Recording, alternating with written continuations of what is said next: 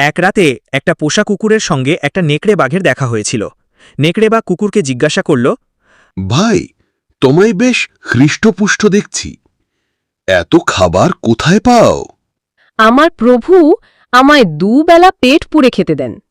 তুমি যদি প্রভুর কাজকর্ম করে দাও তবে তিনি নিশ্চয়ই তোমায় খেতে দেবেন।